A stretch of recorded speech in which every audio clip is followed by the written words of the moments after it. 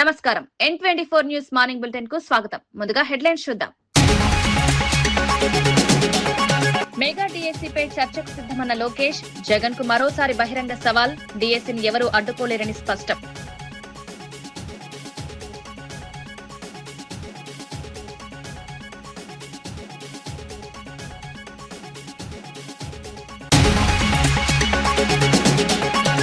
ములుగులో IT సంస్థ ప్రారంభించిన మంత్రి సీతక్క, గ్రామీణ యువతకు స్థానికంగానే ఉద్యోగావకాశాలు, జిల్లా స్థాయికి ఐటీ రంగం విస్తరణ, యువత ఆర్థిక సాధికారతే ప్రభుత్వ లక్ష్యం.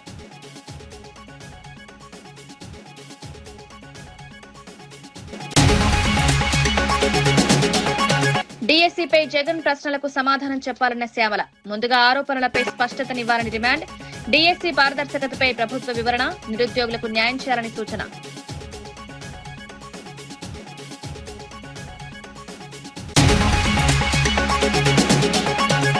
ఫ్యూచర్ సిటీ మెట్రోపై రేవంత్ ను ప్రశ్నించిన దాసోజు, రాజకీయ లబ్ధి కోసమే ఆరోపణలు, ప్రధానికి నేరుగా లేఖ రాయాలని సూచన, ప్రజలకు వాస్తవాలు చెప్పాలని సలహా.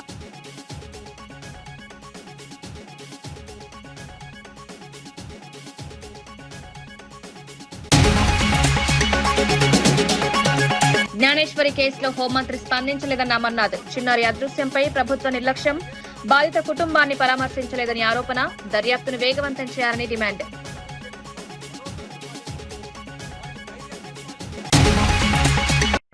రాష్ట్రంలోని ప్రధాన జలాశయాలు, నీటిపారుదల ప్రాజెక్టుల్లో పూడిక తొలగింపు పనులను శాస్త్రీయంగా చేపట్టాలని నీటిపారుదల శాఖ మంత్రి ఉత్తమ్ కుమార్ రెడ్డి అధికారులను ఆదేశించారు. గోదావరి, కృష్ణానది పరివాహక ప్రాంతాల్లోని జలాశయాల అసలు నీటి నిల్వ సామర్థ్యాన్ని పునరుద్దరించేలా కార్యాచరణ రూపొందించాలని సూచించారు. పూడిక తొలగింపుతో నీటి భద్రత పెరగడంతో పాటు సాగునీటి విస్తీర్ణం కూడా పెరుగుతుందన్నారు.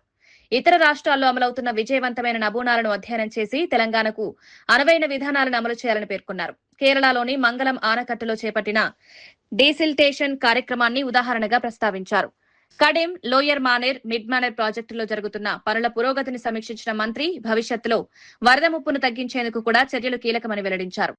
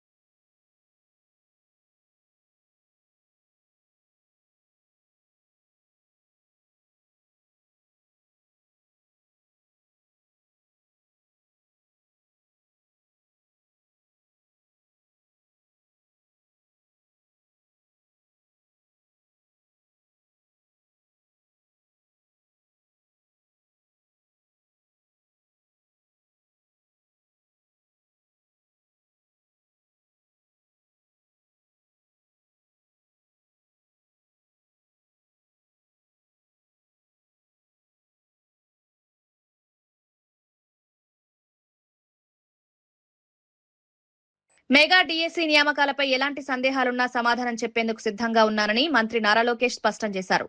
డీఎస్సీ అంశంపై బహిరంగ చర్చకు రావాలని వైఎస్సార్సీపీ అధినేత జగన్ ను మరోసారి సవాల్ చేశారు. ఎన్ని ప్రయత్నాలు చేసినా డీఎస్సీ ప్రక్రియను ఎవరూ అడ్డుకోలేరని తేల్చి చెప్పారు. ఉపాధ్యాయ నియామకాలను పారదర్శకంగా నిర్వహిస్తున్నామని, నిరుద్యోగ యువతకు న్యాయం చేయడమే ప్రభుత్వ లక్ష్యమన్నారు. హోంమంత్రి అనితపై అనుచిత వ్యాఖ్యలు చేసిన గుడివాడ అమర్నాథ్ ను జగన్ ప్రశంసించడం బాధాకరమన్నారు. మహిళా ప్రజాప్రతినిధులపై వ్యక్తిగత విమర్శలు సమర్థించడం సరైంది కాదన్నారు. విద్యార్థులు, నిరుద్యోగుల భవిష్యత్తును దృష్టిలో ఉంచుకుని ప్రతిపక్షం బాధ్యతాయుతంగా వ్యవహరించాలని సూచించారు.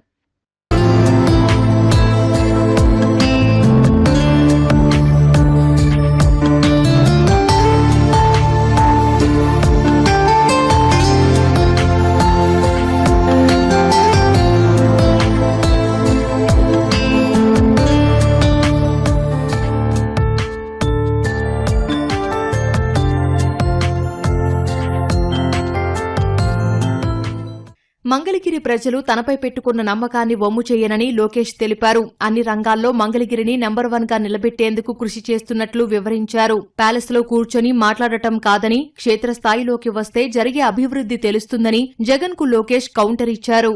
ప్రజలు నా పైన చాలా ఆశ పెట్టుకున్నారు, పనులు చేస్తారని ఒక ఆశతో నన్ను గెలిపించారు. గెలిచిన మరుసటి రోజు నుంచే ప్లాన్స్ అన్ని రూపొందించాం. తాగునీరు కానివ్వండి, అండర్ గ్రౌండ్ గ్యాస్ కానివ్వండి, అండర్ గ్రౌండ్ డ్రైనేజ్ కానివ్వండి, ఇప్పుడు అండర్ గ్రౌండ్ పవర్ ప్రాజెక్ట్ కూడా మంగళగిరి నియోజకవర్గానికి ఏర్పాటు చేస్తాం జరిగింది. మంగళగిరి పట్టణానికి వచ్చి 100 పడకల ఆసుపత్రి కడుతున్నాం. గౌరవ పులివెందుల శాసన సభ్యులు బెంగళూరులో కాకుండా ఆంధ్ర రాష్ట్రంలో నివసిస్తే వాస్తవాలు తెలిసిన అవకాశం ఉంటుంది. ఆయన చూస్తే బెంతాహే అని పేరు పెట్టాం. అంటే బెంగళూరులో ఉంటాడు, తాడేపల్లిలో ఒక రోజు, హైదరాబాద్ లో మిగిలిన రోజు. అలా ఉంటే వాస్తవాలు ఎట్లా తెలుస్తుంది? రండి ఫీల్డ్ లో తిరగండి, వాస్తవాలు తెలుసుకోండి. ఎవరు ఓట్లు తీయాల్సిన అవసరం మాకు లేదు. మేమే ఇన్వాల్వ్ అయ్యి అందరిలో ఓటు నమోదు పకడ్బందీగా జరగాలనేది మా పార్టీ కూటమి లక్ష్యం. కలిసికట్టుగా మేము పనిచేస్తున్నాం. వాళ్ళు కొంచెం ఐటీలో అవగాహన లేని వ్యక్తులు ఏదంటే అది మాడతారు. మాకు కొంచెం ఐటీ అవగాహన ఉన్న వ్యక్తులు కనుక ఒక యాప్ తయారు చేసి మా కార్యకర్తలకు సులభంగా చేసాం. ప్రిజనరీకి విజనరీకి చాలా తేడా ఉంటుంది స్వామి. ప్రిజనరీ ఎప్పుడు జైలు వైపు చూస్తాడు, రౌడీలు ఉంటారు ఆయన చుట్టూ. విజనరీ ఎప్పుడు ప్రజలకు ఉద్యోగాలు కల్పించాలి, ఉపాధి కల్పించాలి, ఎప్పుడు లేని విధంగా పెట్టుబడులు తీసుకురావాలి మా లక్ష్యం. హోంమంత్రి అనితపై గుడివాడ అమర్నాథ్ చేసిన వ్యాఖ్యలు బాధాకరమని లోకేష్ అన్నారు. గొడ్డలి పార్టీ నేతలకు మహిళలను గౌరవించడం తెలియదని మండిపడ్డారు. మున్నూరు కాపు సామాజిక వర్గ అభివృద్ధికి రాష్ట్ర ప్రభుత్వం కట్టుబడి ఉందని బీసీ సంక్షేమ శాఖ మంత్రి పొన్నం ప్రభాకర్ తెలిపారు. హైదరాబాద్ లోని కోకాపేట్లో మున్నూరు కాపు కమ్యూనిటీ భవన నిర్మాణం కోసం త్వరలో 5 కోట్ల నిధులు మంజూరు చేయనున్నట్టు ప్రకటించారు. ఈ నెలలోనే రుణ ప్రక్రియలు పూర్తి చేసి నిర్మాణ పనులు ప్రారంభిస్తామని వెల్లడించారు. రవీంద్ర భారతిలో జరిగిన మున్నూరు కాపు ప్రతిభావంతుల సన్మాన కార్యక్రమంలో పాల్గొన్న మంత్రి ఆర్థికంగా వెనుకబడిన విద్యార్థులకు సామాజిక సంస్థలు అండగా నిలవాలని కోరారు. యువత విద్యా, ఉపాధి, నైపుణ్యాభివృద్ధిపై ప్రత్యేక దృష్టి పెట్టాలని సూచించారు. అన్ని కులాల్లో ఉన్నటువంటి నిరుద్యోగ యువతకు ఉపాధి అవకాశాలను మెరుగుపరచాలి, విద్యా అవకాశాలను మెరుగుపరచాలి, ఈ పోటీ ప్రపంచంలో ప్రయోజనం చేయాలనేటువంటి ఆలోచనతో ప్రభుత్వం ఉంది. కాబట్టి ఈ పోటీ ప్రపంచంలో మున్నూరు కాపులు ఎదిగి ఐఏఎస్లు, ఐపీఎస్లుగా ఇతర పెద్ద హోదాలు కావాలంటే ఇక్కడ వాళ్ళందరూ ఒక ప్రతిజ్ఞ చేసుకోండి. మన పిల్లలకు ఉన్నత విద్యకు సంబంధించి ప్రోత్సహించాలి, అవకాశం ఉన్న సహకరించాలి. వాళ్ళు పోటీ ప్రపంచంలో నిలబడే విధంగా వాళ్ళకి అండగా ఉండాలి. అది సంకల్పం. గ్రామీణ యువతకు స్థానికంగానే ఉపాధి అవకాశాలు కల్పించాలనే లక్ష్యంతో ములుగు జిల్లా కేంద్రంలో శ్రియా ఇన్ఫోటెక్ ప్రైవేట్ లిమిటెడ్ సంస్థను మంత్రి సీతక్క ప్రారంభించారు. హైదరాబాద్ కే పరిమితమైన ఐటీ ఉద్యోగాలను జిల్లా స్థాయికి విస్తరించే ప్రయత్నంలో భాగంగానే ఈ సంస్థను ఏర్పాటు చేసినట్లు తెలిపారు. గ్రామీణ ప్రాంతాల యువత నగరాలకు వెళ్లకుండా తమ ప్రాంతాల్లోనే ఉద్యోగాలు పొందే అవకాశాలు కల్పించడమే ప్రభుత్వ లక్ష్యమన్నారు. ఐటీ రంగంలో నైపుణ్యాలున్న యువతకు ఈ సంస్థ ద్వారా ఉపాధి అవకాశాలు పెరుగుతాయని ఆశాభావం వ్యక్తం చేశారు. తెలంగాణలో 2, 3 శ్రేణి పట్టణాల్లో కూడా ఐటీ పరిశ్రమలను విస్తరించేందుకు ప్రభుత్వం కృషి చేస్తోందన్నారు. గ్రామీణాభివృద్ధి, స్థానిక ఉపాధి కల్పన, యువత ఆర్థిక సాధికారతకు ఈ సంస్థ దోహదపడుతుందని మంత్రి సీతక్క పేర్కొన్నారు.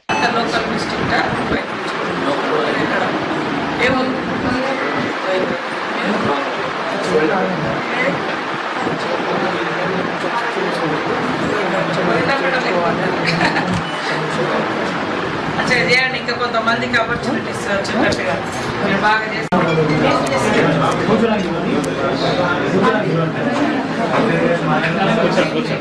కూర్చొని రమ్మని దేవస్థానం కార్యనిర్వహణాధికారి కార్యాలయంలో నిర్వహించిన పాలక మండలి సమావేశంలో ఉద్యోగుల సంక్షేమం, భక్తులకు మెరుగైన సేవలపై పలు కీలక నిర్ణయాలు తీసుకున్నారు. చైర్మన్ మణినాయుడు, ఈవో పెంచల కిషోర్ అధ్యక్షతన జరిగిన సమావేశంలో అవుట్సోర్సింగ్ ఉద్యోగుల జీతభత్యాల పెంపుకు ఆమోదం తెలిపారు. ఉద్యోగుల సమస్యలను పరిష్కరించడంతో పాటు వారికి ఎలాంటి ఇబ్బందులు లేకుండా చర్యలు తీసుకోవాలని నిర్ణయించారు. అన్నదానం, వినాయక సదన్లో కొత్త గదుల నిర్వహణ కోసం అదనపు సిబ్బంది అవసరంపై చర్చించారు. సిబ్బందికి హెల్త్ ఇన్సూరెన్స్, వార్షిక టెండర్లు, లడ్డూ నాణ్యత, ముడి సరుకుల ప్రమాణాలపై సమీక్ష నిర్వహించారు.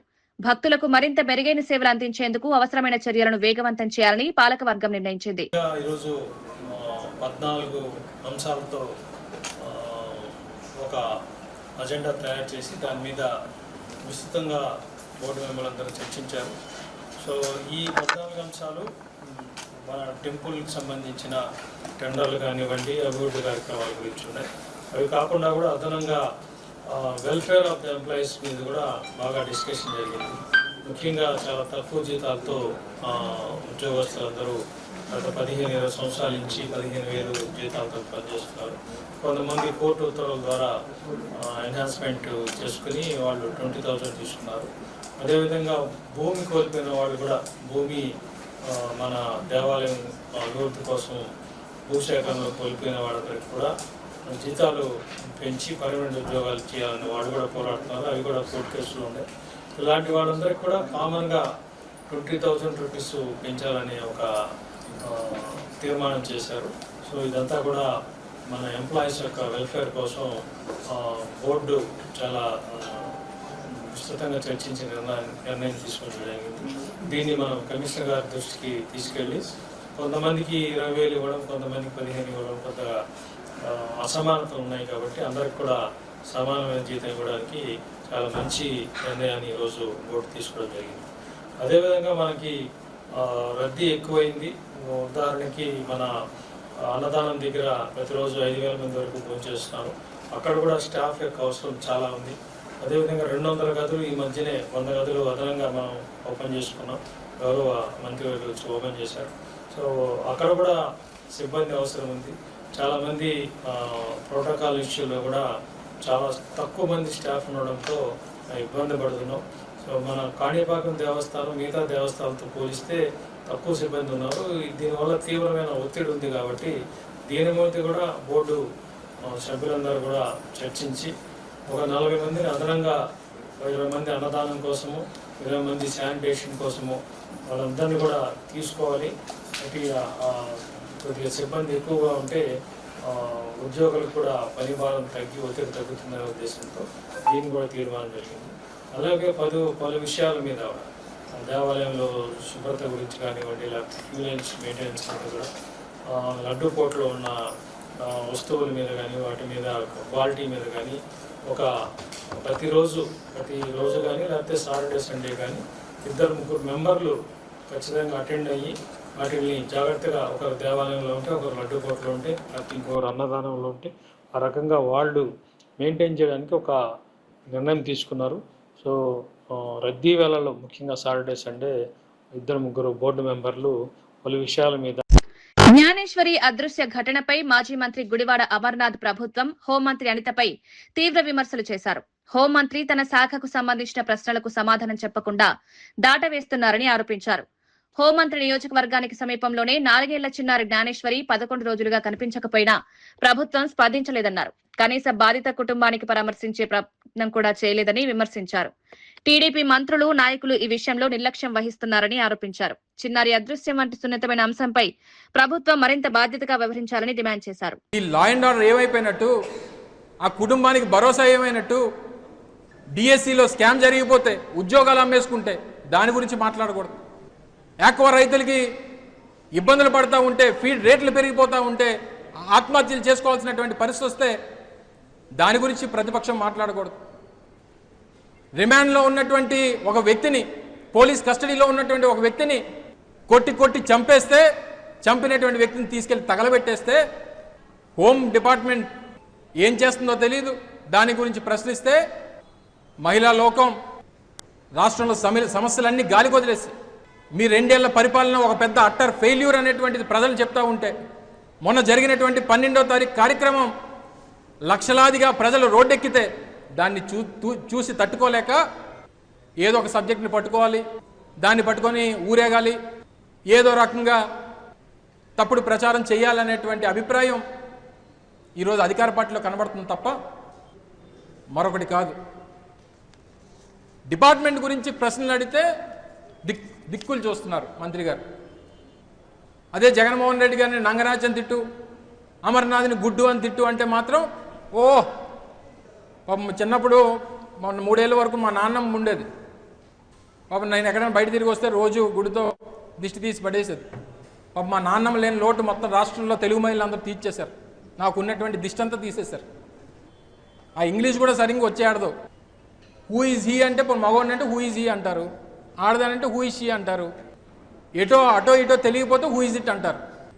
ఆ ఇంగ్లీష్ కూడా వచ్చేయడదు. మనం టీచర్ ఉద్యోగం వెలవెట్టాం.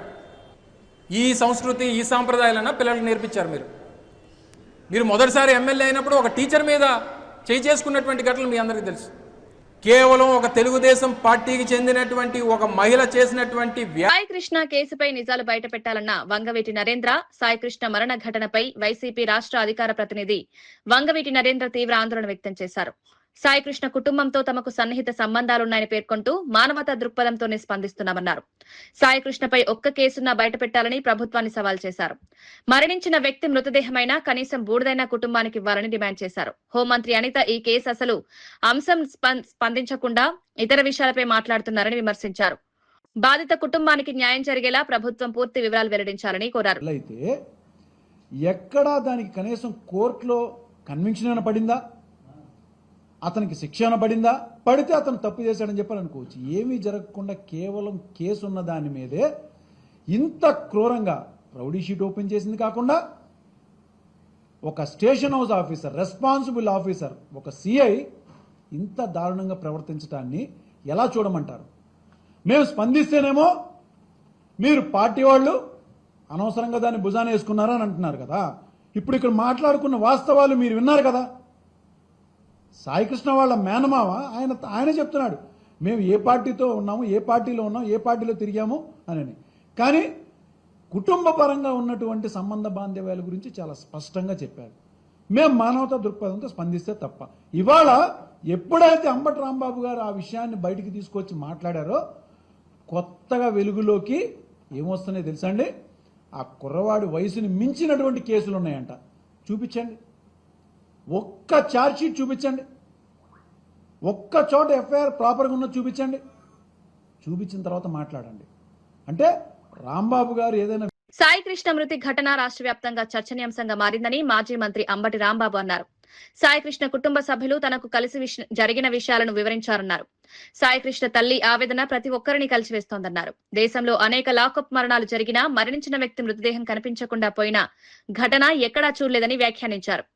ఈ కేసులో అనేక అనుమానాలు వ్యక్తమవుతున్నాయని, నిజానిజాలు వెలుగులోకి రావాలంటే సీబీఐతో సమగ్ర విచారణ జరపాలని డిమాండ్ చేశారు. బాధిత కుటుంబానికి న్యాయం జరిగేలా ప్రభుత్వం చర్యలు తీసుకోవాలని కోరారు. తమిళనాడులో గతంలో జరిగిన కొన్ని వివాదాస్పద ఘటనల కంటే ఇది మరింత తీవ్రమైన అంశమని పేర్కొన్నారు. కేసుకు సంబంధించిన అన్ని వివరాలను ప్రజల ముందుంచాలని, బాధ్యులపై కఠిన చర్యలు తీసుకోవాలని అంబటి రాంబాబు డిమాండ్ చేశారు. అప్పచెప్పి వాడి చచ్చిపోయాడు, మేము చంపలేదని అబద్ధాలు ఆడారు. అలాంటి సంఘటనలు చూసాం. కానీ ఇదేంటండి నాకు అర్థం కాలేదు. ఈ రాష్ట్రంలో ఎక్కడ లేని విధంగా కొడితే చనిపోతే శవాన్ని మాయం చేశారే. ఇది మరో నేరం కదా. సాక్ష్యాధారాలు లేకోకుండా శవాన్ని పోలీసు వారు తీసుకెళ్లి దహనం చేశారే. మర్డర్ చేసింది పోలీసు వారు, ఏపీ పోలీస్. దహనం చేసింది ఏపీ పోలీస్. కోర్టులో ఏం చెప్తారండి? హెబియస్ కార్పస్ పిటిషన్ ఫైల్ చేస్తే ఆయన కోసం వెతుకుతున్నామని చెప్తారు. బూడి చేసిన మీరే ఆయన కోసం వెతుకుతున్నామని చెప్తున్నారు. ఎక్కడైనా విన్నారా? ఎక్కడైనా చూశారా? కనీసం ఎక్కడైనా చదివారా? వాళ్లే చంపి వాళ్లే బూడిద చేసి న్యాయస్థానాలు ప్రశ్నిస్తుంటే టీమ్స్ పెట్టి ఎతుకుతున్నాం సార్. ఏంటి ఎదిగేది? బూడిద. Everybody knows. న్యాయస్థానాలకి కళ్ళు లేవంటారు, చెవులే ఉన్నాయంటారు. కానీ ప్రజలకు కళ్ళు ఉన్నాయి సార్. ప్రజలకు కళ్ళు ఉన్నాయి. ప్రజలు చూశారు. విజయవాడలో నడి రోడ్డు మీద శవాన్ని తీసుకెళ్తుంటే చూసినటువంటి కళ్ళున్నాయి. ట్రీట్మెంట్ చేసిన హాస్పిటల్ ఉంది, దహనం చేసిన శ్మశానం చెప్తుంది. అయినా ఎతుకుతున్నాం సార్, టీమ్స్ పెట్టాం సార్ అని కోర్టుకు అబద్ధాలు చెప్తున్నారు. సీసీ కెమెరా ఫుటేజ్ తీయమన్నారు, వాటికి సంగతి లేదు. ఏమిటి దారుణం? నేను రిక్వెస్ట్ చేస్తున్నా, ఈ ప్రభుత్వాన్ని రిక్వెస్ట్ చేస్తున్నా, నాట్ డిమాండ్. ఈ ప్రభుత్వంలో పోలీసులే ఈ మర్డర్ కారకులయ్యారు కాబట్టి I request the government, Chandrababu Naidu గారు, పవన్ కళ్యాణ్ గారు, ఐఎమ్ రిక్వెస్టింగ్, దీని మీద ఇమీడియట్ గా సిట్ వేయటం కాదు, ఏసీబీ వేయటం కాదు. వాళ్ళందరూ రాష్ట్ర ప్రభుత్వం చేతిలో పోలీసుల ఆధీనంలో ఉంటారు. సెంట్రల్ బ్యూరో ఆఫ్ ఇన్వెస్టిగేషన్ కి ఫిట్ కేసు ఇది. ఇది నేషనల్ గా, నేషన్ వైడ్ గా ఆలోచించవలసిన కేసు ఇది. సిబిఐ ఎంక్వైరీ వేసి మెగా డిఎస్సీ అంశంపై వైసీపీ రాష్ట్ర అధికార ప్రతినిధి సామరా స్పందిస్తూ మంత్రి నారా లోకేష్ కు సవాల్ విసిరారు. డిఎస్సీ నియామకాల్లో జరిగిన అక్రమాలపై వైఎస్ జగన్ అడిగిన ప్రశ్నలకు ముందుగా సమాధానం చెప్పాలని, డిమాండ్ చేశారు. ఒక్క ప్రశ్నకు సమాధానం చెప్పకుండా చర్చకు రావాలని జగన్ ను సవాల్ చేయడం సరైన పద్ధతి కాదన్నారు. జగన్ స్థాయి నాయకుడు చర్చకు రావాల్సిన అవసరం లేదని, తమ పార్టీలోనే మహిళా నాయకులు ఈ అంశంపై సమాధానం చెప్పగలరని వ్యాఖ్యానించారు. డిఎస్సి నియామకాల్లో పారదర్శకతపై ప్రభుత్వం స్పష్టతనివ్వాలని కోరారు. అభ్యర్థుల భవిష్యత్తుతో ముడిపడిన అంశాల్లో రాజకీయాలు చేయకుండా వాస్తవాలను ప్రజలకు తెలియజేయాలని సూచించారు. జగన్మోహన్ రెడ్డి గారికి అసలు వైఎస్ జగన్మోహన్ రెడ్డి గారు ప్రెస్ మీట్ పెట్టి అడిగిన డిఎస్సికి సంబంధించిన ఏ ఒక్క ప్రశ్న పైన మీ దగ్గర సమాధానం ఉందా? పేపర్ లీకేజ్ లోకేష్ గారు, విద్యాశాఖ మంత్రి గారు, డిపార్ట్మెంట్ సీఎం మీ దగ్గర దానికి ఒక్క ప్రశ్న కూడా సమాధానం లేదు. కానీ మీ ఈ రోజున జగన్మోహన్ రెడ్డి గారికి సవాల్ విసురుతారా? మరి ఏది సవాల్ విసిన వాళ్ళు ఇక్కడ ఉండాలి కదా. వచ్చిన జగన్మోహన్ రెడ్డి గారు కౌశల్గా మా పార్టీలో ఉన్న మహిళలు కాదు, మహిళా కార్యకర్తలు కాదు, వాళ్ళు మిమ్మల్ని ప్రశ్నలు అసలు ఒక్క ప్రశ్న కన్నా మీ దగ్గర సమాధానం ఉంటే ఓపెన్ ఛాలెంజ్, మేము ఇక్కడే ఉంటాం, ఇలాగా పారుతాము, ఇక్కడే ఉంటాము, మా విగ్రహం దగ్గర ఇక్కడే ఉంటాము, మీరు రండి మనం మాట్లాడుతున్నాం. బిఎస్సీ కన్వీనర్ని ఎందుకు పక్కన పెట్టారు? ఎస్సీఆర్టీ పూర్తి అధికారులు అప్పగించడంలో అసలు మొదలైంది. కీలకమైన ప్రశ్నపత్రాల తయారీ ప్రక్రియ గురించి కూడా డౌట్లు ఉన్నాయి. అలాగే అవుట్ సోర్సింగ్ ఉద్యోగులకు ఎలా అప్పగిస్తారండి? పేపర్ లీకింగ్ నిదర్శనం కాదా? మళ్ళీ పేపర్ లీక్ గురించి మాట్లాడితే హారిజాంటల్ ప్యాటర్న్ అర్థం కాలేదు అని చెప్తారా? హారిజాంటల్ ప్యాటర్న్ అర్థం కాకపోవడానికి వాళ్ళు ఏమో మన బీపీపీ లాగా 10th ఫెయిల్, ఇంటర్ పాస్ ఇది కాదండి. చదువుకున్న వాళ్ళు కాదు, వాళ్ళందరూ వెల్ ఎడ్యుకేటెడ్ పీపుల్, వాళ్ళందరికీ హారిజాంటల్ ప్యాటర్న్ తెలుసు, వర్టికల్ ప్యాటర్న్ తెలుసు, ఎగ్జామ్స్ ఎలా రాయాలో తెలుసు. తప్పు వాళ్ళలో లేదు, మీలో ఉంది. మీ ప్యాకేజీల కోసం మీరు అమ్ముడుపోయి మీ ఇష్టం వచ్చినట్టు మెగా డిఎస్సీని దగా డిఎస్సీగా మార్చేసి జగన్మోహన్ రెడ్డి గారు అడిగే ప్రశ్నలకు మీరేమి సమాధానాలు చెప్పకుండా ఈ రోజు మీరు వచ్చి 200 మీటర్ల దూరంలో ఉన్న జగన్మోహన్ రెడ్డి గారు రావాలి అంటే ఆయన దాకా అవసరం ఇప్పుడు మేము అడుగుతున్నాను. చెప్పండి, మేము ఇక్కడే ఉంటాం, రండి మాట్లాడి. సమాజ్వాదీ పార్టీలో ఎలాంటి చీలిక లేదని పార్టీ అధినేత అఖిలేష్ యాదవ్ స్పష్టం చేశారు. లక్నోలో మీడియాతో మాట్లాడిన ఆయన పార్టీ ఐక్యంగా బలంగా ఉందని తెలిపారు. బీజేపీ తప్పుడు ప్రచారాలతో గందరగోళం సృష్టించేందుకు ప్రయత్నిస్తోందని ఆరోపించారు. గతంలో కూడా ప్రత్యర్థి పార్టీల నేతలను ప్రలోభాలు, ఒత్తిళ్ల ద్వారా తమ వైపు తిప్పుకున్న చరిత్ర బీజేపీకి ఉందన్నారు. కొంతమంది నేతలు వ్యక్తిగత ప్రయోజనాల కోసం పార్టీలు మారినా సమాజ్వాదీ పార్టీపై దాని ప్రభావం ఉండదని పేర్కొన్నారు. రాబోయే ఎన్నికల్లో గోరఖ్పూర్ సహా అన్ని ప్రాంతాల్లో బీజేపీని ఎదుర్కొనేందుకు పార్టీ పూర్తిగా సిద్ధంగా ఉందన్నారు. ఉత్తరప్రదేశ్ రాజకీయాల్లో సమాజ్వాదీ పార్టీ బలమైన ప్రత్యామ్నాయంగా కొనసాగుతుందని అఖిలేష్ యాదవ్ ధీమా వ్యక్తం చేశారు.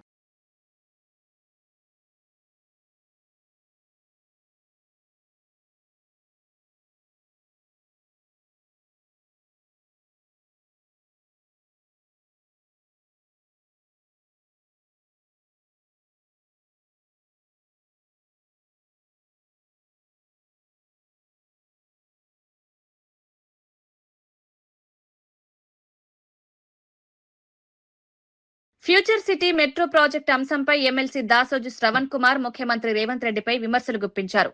ఫ్యూచర్ సిటీ పేరుతో సీఎం కుటుంబ ప్రయోజనాల కోసమే మెట్రో ప్రాజెక్టును ముందుకు తీసుకువెళ్తున్నారని ఆరోపించారు. మెట్రో వంటి కీలక ప్రాజెక్టుల విషయంలో అధికారిక లేఖలు రాసి కేంద్రంతో చర్చించాల్సింది పోయి బహిరంగ లేఖల రాజకీయాలు చేస్తున్నారని విమర్శించారు. కేంద్ర మంత్రి కిషన్ రెడ్డి తన వ్యక్తిగత సహాయకుడు కాదని, సమావేశం ఏర్పాటు చేయాలని ఆయన్ను బహిరంగంగా కోరడం సరికాదన్నారు. రాష్ట్ర ప్రయోజనాల కోసం ప్రధాని నరేంద్ర మోదీకి నేరుగా లేఖ రాసే ధైర్యం లేదా అని ప్రశ్నించారు. ప్రజలకు వాస్తవాలు చెప్పకుండా రాజకీయ లబ్ధి కోసం ఆరోపణలు చేయడం మానుకోవాలని సూచించారు. ఎల్ఎన్టీ ఇవాళ మెట్రో రైలును వదులుకునే పరిస్థితి, ప్రభుత్వం ఏందో గొప్ప ఘనాపాటిగా నేనే నడుపుతా అని చెప్పని దాన్ని టేక్ ఓవర్ చేసినాము అని చెప్పిండ్రు.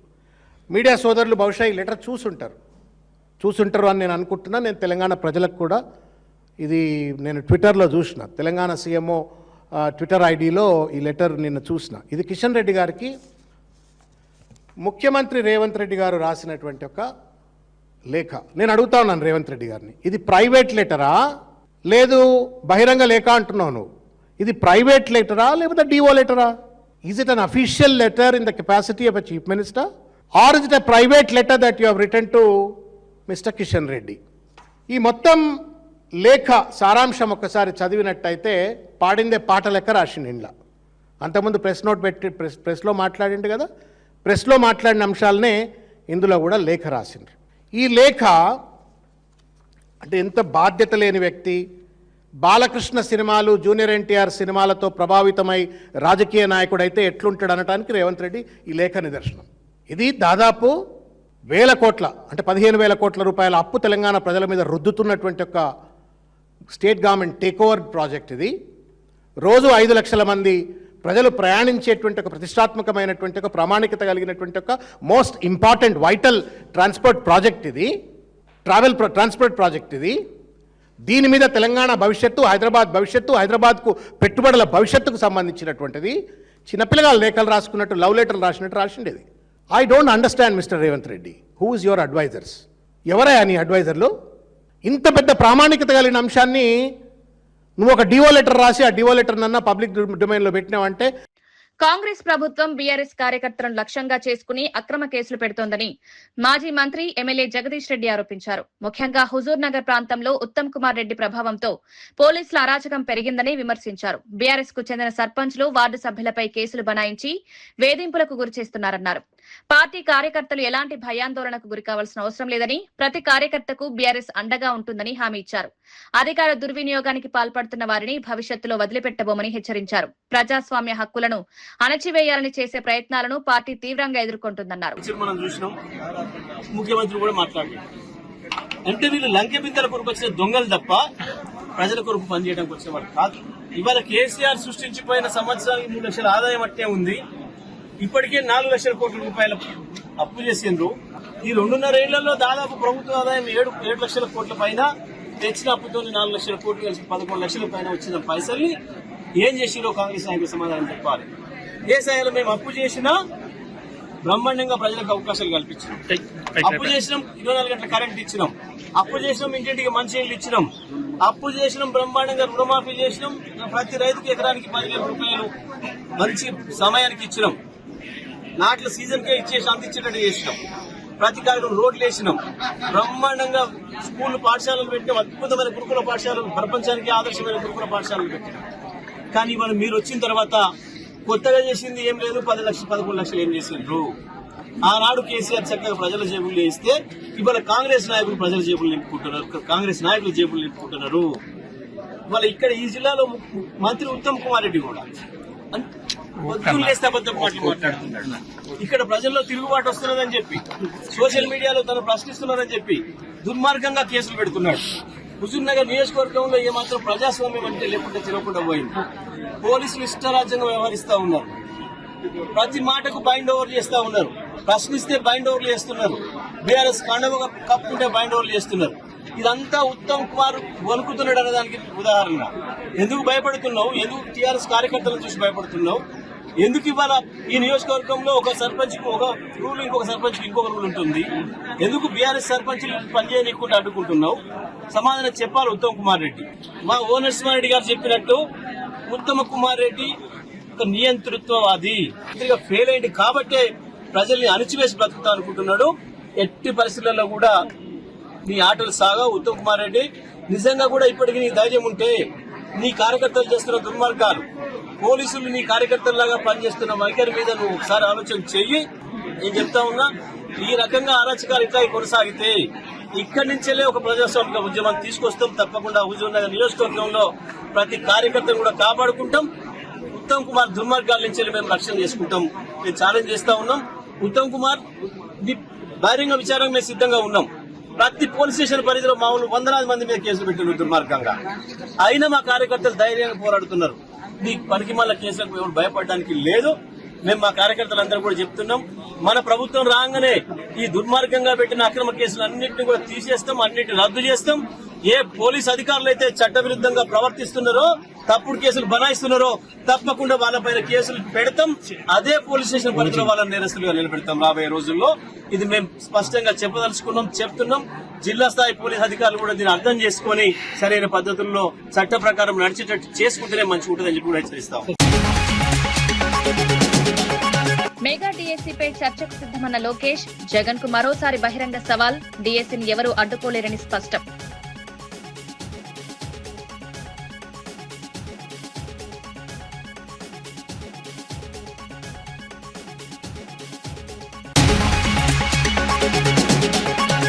ములుగులో ఐటీ సంస్థ ప్రారంభించిన మంత్రి సీతక్క. గ్రామీణ యువతకు స్థానికంగానే ఉద్యోగావకాశాలు, జిల్లా స్థాయికి ఐటీ రంగం విస్తరణ, యువత ఆర్థిక సాధికారతే ప్రభుత్వ లక్ష్యం.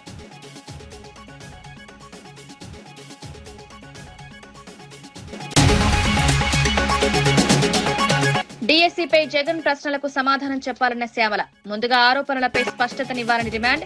డీఎస్సీ పారదర్శకతపై ప్రభుత్వ వివరణ. నిరుద్యోగులకు న్యాయం చేయాలని సూచన.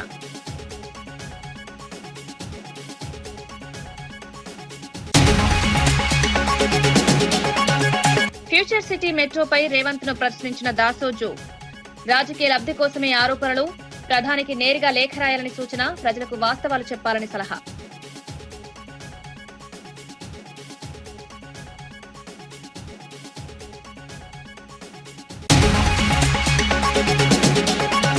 జ్ఞానేశ్వరి కేసులో హోంమంత్రి స్పందించలేదన్న అమర్నాథ్. చిన్నారి అదృశ్యంపై ప్రభుత్వ నిర్లక్ష్యం.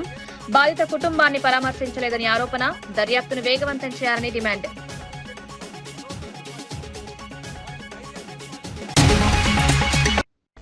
మరిన్ని వార్తలతో మళ్ళీ కలుద్దాం. నమస్కారం.